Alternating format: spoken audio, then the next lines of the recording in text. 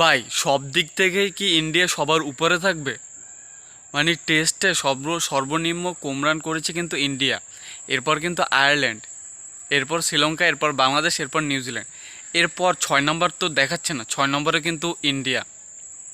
মানে গতকালকে যে শ্রীলঙ্কার সাথে সাউথ আফ্রিকার যে টেস্ট ম্যাচ হচ্ছে, ওইখানে কিন্তু আপনার শ্রীলঙ্কাকে 42 রানে অল আউট করে দিয়েছে সাউথ আফ্রিকা, এবং লিডে আছে কিন্তু এখন সাউথ আফ্রিকা। এবং আমরা এটাই আশা করতে পারি এই ম্যাচ জিতে যাবে সাউথ আফ্রিকা, এবং শ্রীলঙ্কা কিন্তু একদম টেস্ট চ্যাম্পিয়নশিপ খেলার পর্যায়ে একদম দূর প্রান্তে গিয়েও কিন্তু এরপর নেমে যাবে।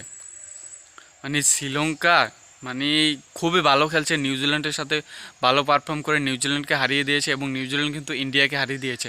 আর এই বছর আমরা দেখেছি যে টেস্টের যে ম্যাচগুলো হচ্ছে না, এরকম মানে ঘুরে ফিরে হচ্ছে। যেরকম দেখেন, বাংলাদেশ হারিয়েছে পাকিস্তানকে, পাকিস্তান হারিয়েছে শ্রীলঙ্কাকে, শ্রীলঙ্কা হারিয়েছে নিউজিল্যান্ডকে, নিউজিল্যান্ড হারিয়েছে ইন্ডিয়াকে।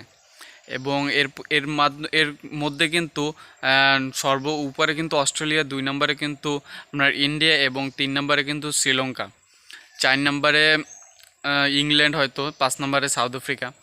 তো সঠিক আমি জানি না, হয়তো কিছু ভুল হতে পারে। তো গতকালকের ম্যাচটি যদি আপনারা দেখে থাকেন তাহলে কিন্তু বুঝতে পারবেন সাউথ আফ্রিকা কী পরিমাণ ভালো খেলতেছে এখন টেস্টে। আমরা কিন্তু জানি সাউথ আফ্রিকার টেস্ট টিম, এবং সাউথ আফ্রিকা কিন্তু টেস্টে অনেক ভালো করছে, অনেক হাইয়েস্ট স্কোরও কিন্তু করেছে।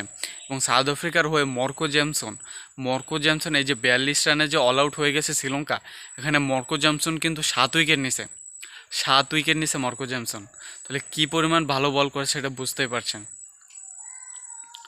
তো কথা ওইটা না, কথা হইলো যে ইন্ডিয়া সব দিকেই উপরে থাকে, তারা যে সবচেয়ে সর্বোচ্চ ভালোতে উপরে থাকে, সর্বোচ্চ খারাপেও কিন্তু তারা উপরেই থাকে।